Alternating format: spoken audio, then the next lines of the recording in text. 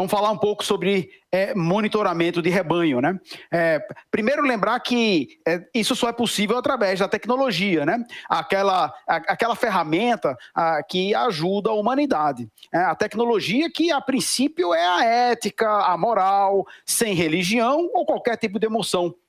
Fria como um martelo, né? Ora bate na cabeça do prego, ora bate na cabeça das pessoas. Tudo depende do objetivo pelo qual se quer utilizar essa tecnologia.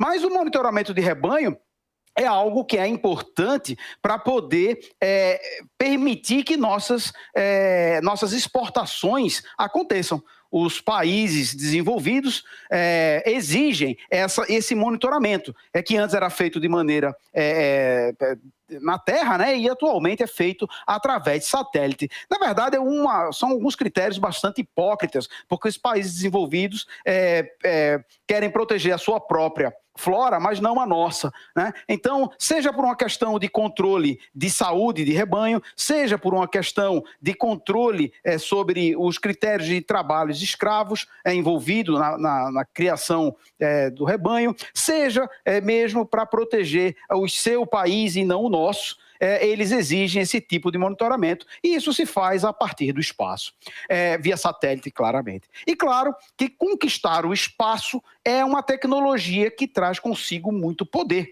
Quem domina o espaço é quem tem poder. Basta lembrar como foi lá em 1957, quando a União Soviética coloca o primeiro satélite, o Sputnik, no ar. Foi um verdadeiro pandemônio, né? Aquela força acima de tudo e de todos, absolutamente incontrolável e que não conseguia ser parada, colocou em alerta todo o mundo civilizado, né? Apesar de que o Sputnik só mandava um sinalzinho, não era nada demais, mas aquela neura dos Yankees colocou todo mundo, deixou todo mundo arrepiado, né? De lá para cá as coisas evoluíram bastante.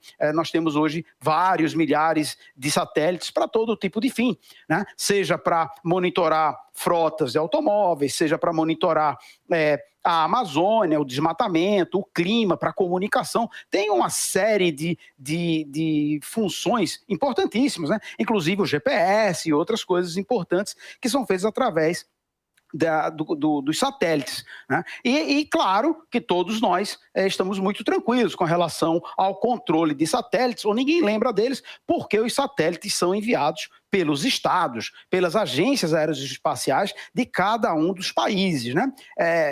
Mas não é não. Na verdade, o último ônibus espacial da NASA, da agência americana, né, espacial americana, voou em 95. E de lá para cá, todos os satélites colocados em órbita têm sido colocados através de empresas do setor privado. Os grandes magnatas, como o Richard Branson, o Elon Musk e o Jeff Bezos, donos da Virgin, da SpaceX, né, ou da Tesla e da Amazon, respectivamente, entraram numa concorrência, numa briga enorme para ver quem é que ia construir os melhores foguetes para poder atender o governo americano nessa questão de envio de satélites.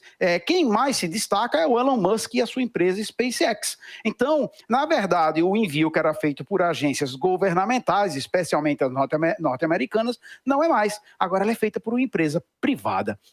Uma empresa que pertence a um único dono, né? E isso é algo que pode ser bastante perigoso. Todos nós sabemos que empresas são estruturas organizacionais com hierarquia rígida, com sistemas de recompensa e punição. Se você não obedecer, você pagará o preço, né? Aquele famoso manda quem pode e obedece quem tem juízo. Quem tem patrão na sua cola sabe bem do que eu estou falando. Empresas são, na verdade, pequenas ditaduras. O dono e a diretoria manda e o resto obedece de acordo com o que lhe foi orientado. E, claro, desafiar essa ordem imediatamente coloca o seu emprego e, portanto, a sua sobrevivência em risco. É isso que se chama de livre mercado capitalista, né? É claro que isso, considerando essa autonomia privada, levando isso para o espaço, a gente pode ter algumas situações extremamente arriscadas. Veja, Elon Musk, o dono da SpaceX, tem atualmente mais de 4.500 satélites espalhados no espaço.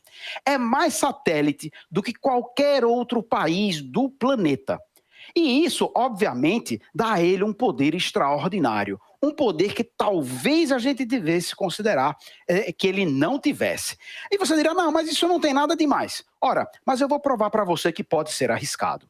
Atualmente, nós temos aquela guerra acontecendo entre a Ucrânia e a Rússia. Quem fornece comunicação em tempo real para o exército ucraniano é a SpaceX.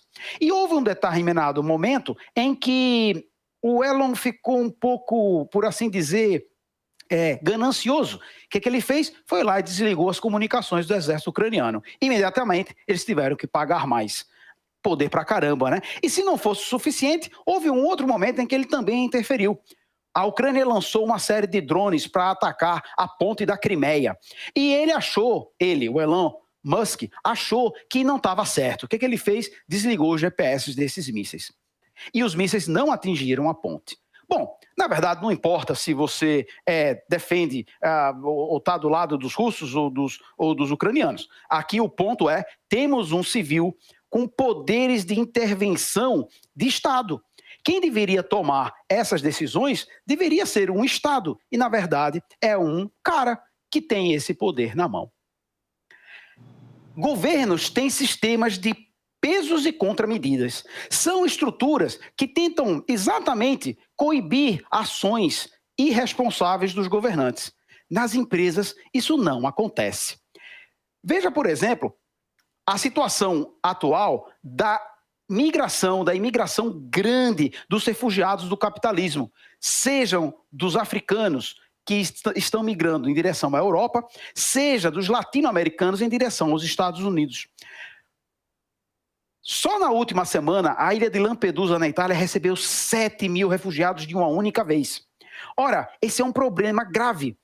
E o Congresso inglês achou interessante propor que esses imigrantes ilegais fossem monitorados. Conseguem adivinhar qual foi a empresa que foi cogitada para fazer esse monitoramento? Pois é, graças aos pesos e contramedidas do Estado inglês, a proposta foi recusada e isso não foi feito. Mas já imaginou o perigo? Será que a tecnologia vai nos levar para o infinito e além? Ou de volta à Idade Média?